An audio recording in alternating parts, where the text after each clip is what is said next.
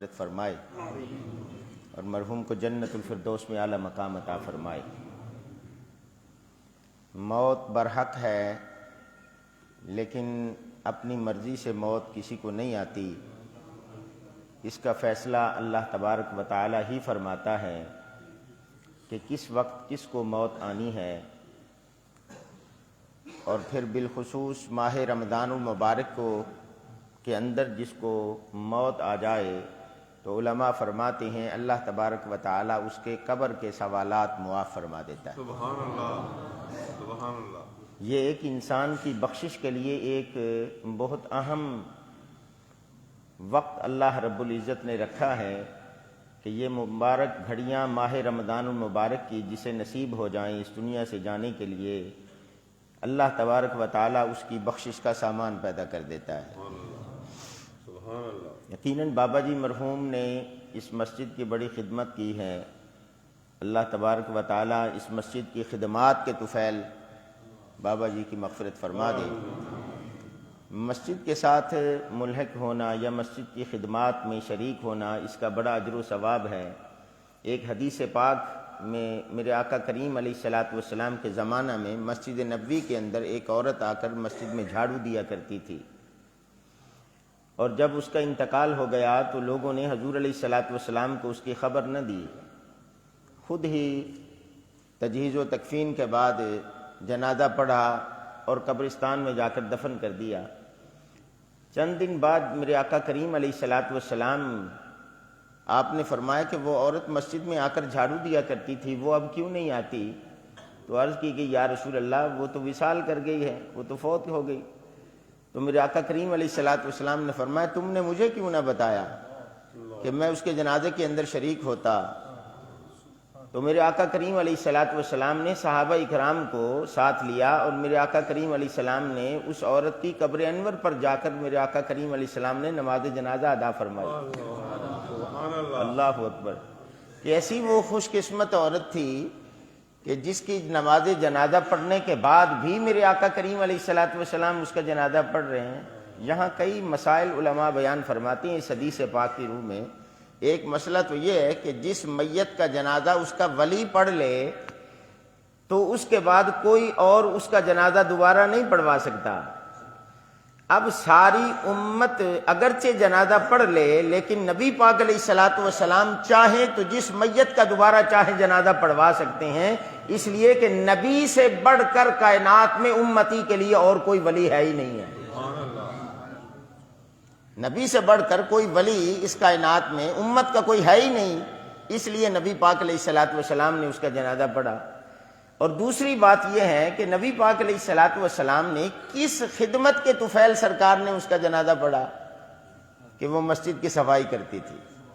تو پتہ یہ چلا کہ یہ کوئی چھوٹا عمل نہیں ہے کہ مسجد کے اندر بندہ آ کر صفائی کر دے یا مسجد کی خدمات کے اندر بندہ مشغول رہے، تو یہ بہت بڑا اس کا اجر و ثواب ہے۔ میرے آقا کریم علیہ الصلاۃ والسلام نے حدیث پاک کے اندر ارشاد فرمایا کہ لا تحتقرن من المعروف شیئا، فرمایا کسی نیکی کو بھی حقیر نہ سمجھو۔ ہو سکتا ہے کوئی ادنا سے ادنا نیکی بھی تم کرو اور تم رب کی بارگاہ میں اس نیکی کے سبب سے مقبول ہو جاؤ، اور اللہ تعالیٰ تمہاری اس حقیر سی نیکی، چھوٹی سی نیکی کو اپنی بارگاہ میں قبول فرما لے اور تمہارے لیے بخشش کا ذریعہ اس نیکی کو بنا دے۔ سبحان اللہ۔ یہ تو اس کی قدرت کے فیصلے ہیں، وہ جیسے چاہے فرما دے۔ تو اللہ رب العزت نے ان کو یہ خدمات، اور بالخصوص ائمہ مساجد اور علماء کے ساتھ بابا جی بڑا پیار کیا کرتے تھے۔ حضور علیہ الصلاۃ والسلام کی ایک حدیث پاک ہے، آقا کریم علیہ الصلاۃ والسلام نے ارشاد فرمایا کہ جب تم میں سے کوئی فوت ہو جائے تو اس کی اچھی اچھی باتوں کو یاد کیا کرو۔ نبی پاک علیہ السلام نے یہ حدیث پاک میں ارشاد فرمایا کہ ان کی اچھی اچھی باتوں کو یاد کیا کرو۔ فرمایا، عرض کی گئی یا رسول اللہ اس کا کیا فائدہ ہوگا؟ تو میرے آقا کریم علیہ الصلاۃ والسلام نے فرمایا تم اللہ کی بارگاہ میں اس کے گواہ بن جاؤ گے، تو جب تم گواہ بن جاؤ گے تمہاری گواہی اللہ اس کے حق میں قبول فرما لے گا۔ ایک حدیث پاک میں میرے آقا کریم علیہ الصلاۃ والسلام آپ کے سامنے سے جنازہ گزرا تو میرے آقا کریم علیہ الصلاۃ والسلام نے فرمایا وجبت، اور پھر ایک اور جنازہ گزرا تو میرے آقا کریم علیہ السلام نے پھر فرمایا وجبت. تو صحابہ نے عرض کی کہ یا رسول اللہ آپ نے دونوں کے بارے میں وجبت کا لفظ استعمال فرمایا. فرمایا پہلا شخص جو ہے یہ جنازہ اس کا جا رہا تھا تو میرے آقا کریم علیہ السلام نے فرمایا میں نے کہا وجبت، اس پر جنت واجب ہو گئی. دوسرا جنازہ جاتے ہوئے سرکار نے فرمایا، میرے آقا نے فرمایا اس پر جہنم واجب ہو گئی. تو صحابہ نے عرض کی یا رسول اللہ وجہ کیا ہے؟ تو میرے آقا کریم علیہ السلام نے فرمایا اس پہلے شخص کا جو جنازہ جا رہا تھا اس کے ساتھ جو لوگ جا رہے تھے وہ اس کی خوبیاں بیان کر رہے تھے، وہ اس کی دنیا کے اندر جو اچھے اعمال تھے، جو خوش اخلاقی تھی، جو لوگوں کے ساتھ برتاؤ تھا، جو اچھے اعمال لوگوں کے ساتھ کرتا تھا، اس کا تذکرہ لوگ کرتے ہوئے جا رہے تھے. تو اللہ رب العزت کو یہ بات پسند آئی کہ یہ میرا بندہ جو ہے یہ قبرستان کی طرف جا رہا ہے اور اس کے ساتھ جانے والے اس کی اچھائیاں بیان کر رہے ہیں اور اس کی تعریفیں کر رہے ہیں. اور دوسرا وہ شخص جو جنازہ جس کا جا رہا ہے لوگ اس کے جنازے کے پیچھے اس کے برائیاں کر رہے ہیں کہ جان چھوٹی اس سے، یہ بڑا بدکار تھا، بڑا برے اعمال کرنے والا تھا، لوگوں کو اذیت پہنچاتا تھا. اللہ اکبر. تو میرے آقا کریم علیہ السلام نے وہاں جو حدیث پاک میں جو جملہ استعمال فرمایا میں آپ کو سنانا چاہتا ہوں. میرے آقا کریم علیہ السلام نے فرمایا انتم شہداء اللہ فی الارض والملائکۃ شہداء اللہ فی السماء. فرمایا تم زمین پر اللہ کے گواہ ہو اور فرشتے آسمان پر اللہ کے گواہ ہیں. فرمایا جس بندے کے بارے میں جس طرح کی تم گواہی دے دو گے اللہ ویسی گواہی تمہاری قبول فرما کے ویسا معاملہ اس کے ساتھ فرما دے. اللہ اکبر، اللہ اکبر. تو میرے آقا کریم علیہ السلام کی حدیث پاک سرکار نے فرمایا مرنے والے کی اچھی اچھی باتیں یاد کیا کرو. تو مجھے یہ بات یاد آئی، کل میں نے بھائی عامر صاحب کے ساتھ بھی یہ بات شیئر کی کہ مدینہ پاک میں ہماری ملاقات ہوئی. میں بھی عمرے پر گیا ہوا تھا اور بابا جی بھی عمرے پر گئے ہوئے تھے اور ہماری ملاقات مسجد نبوی کے اندر ہوئی. گنبد خضرا سے جو جنت البقیع کی طرف جو راستہ جاتا ہے وہاں درمیان میں ہماری ملاقات ہوئی اور ہم وہاں بیٹھے رہے، سرکار علیہ السلام کے روضہ پاک کی زیارت کرتے رہے. تو مجھے فرمانے لگے کہ آپ اور آپ کی والدہ یہاں آئے ہوئے ہیں تو کتنا خرچہ روزانہ کا ہو جاتا ہے؟ میں نے کہا 100 ریال ہو جاتا ہے تقریباً روزانہ. تو 100 ریال جیب سے نکال کے مجھے کہنے لگے آج کا خرچہ ہماری طرف سے ہے. تو یہ ان کی محبت تھی نا، محبت فرمائی انہوں نے. تو مدینہ پاک کے اندر تو یہ اچھی بات مجھے لگی تو میں نے بیان کر دی آپ کے سامنے بھی. تو یقیناً بابا جی مسجد کے ساتھ جو ملحق ہیں جتنے بھی، چاہے خادم ہو یا مؤذن ہو یا امام ہو یا خطیب ہو، بابا جی ان کے لیے ایک خفیہ وظیفہ ہر مہینے دیا کرتے تھے جس کا کسی کو علم نہیں ہوتا تھا. وہ بابا جی کے درمیان اور ہمارے درمیان ہوتا تھا یہ معاملہ. تو وہ محبت فرمایا کرتے تھے ہمارے ساتھ اور اکثر دعاؤں کی درخواست کیا کرتے تھے. اور آخری دن بھی ان کے ساتھ میری ملاقات ہوئی تو یہی فرمانے لگے کہ تراویح کے بعد میرے لیے دعا کرنا. اللہ اکبر.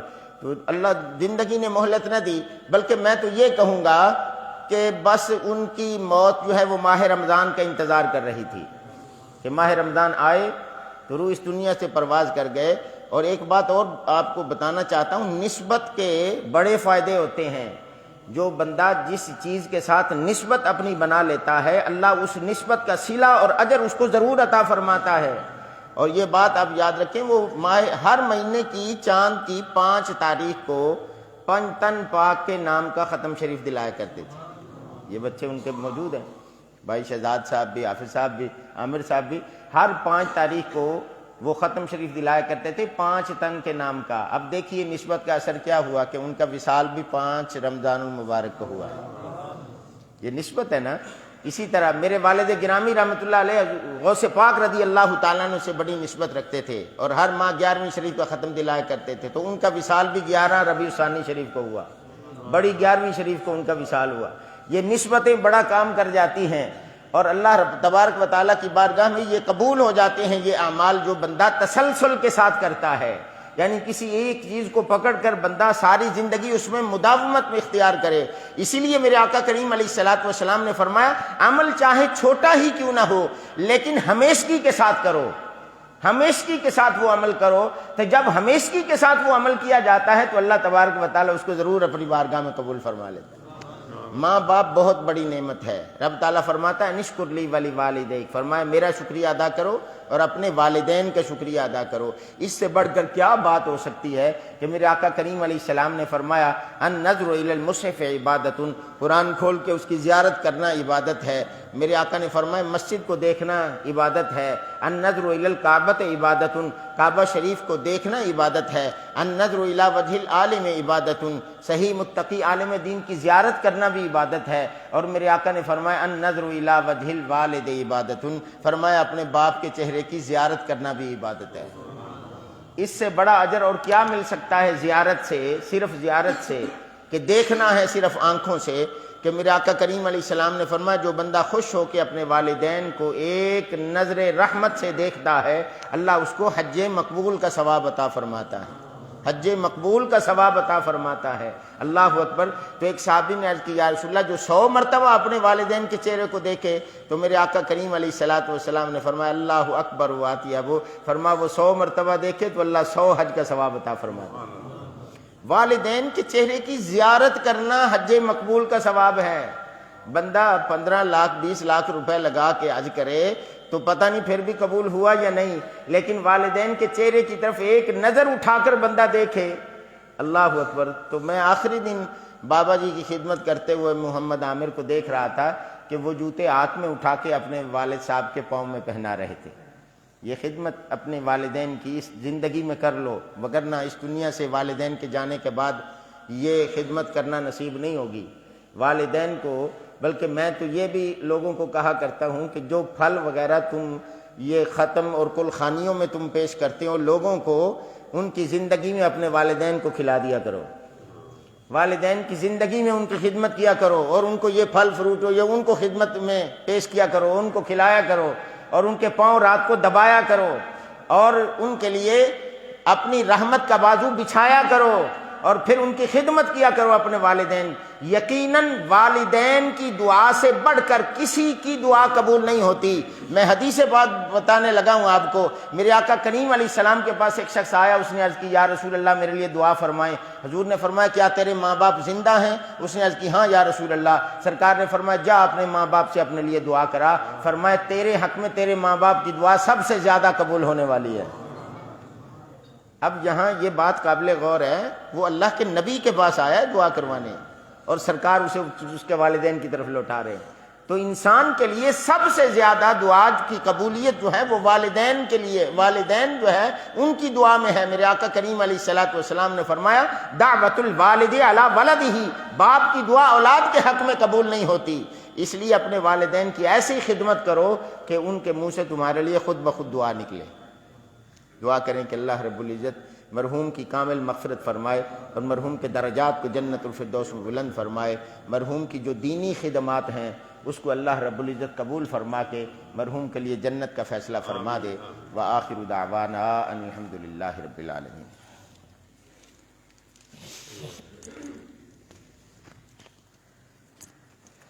اعوذ باللہ من الشیطان الرجیم، بسم اللہ الرحمن الرحیم۔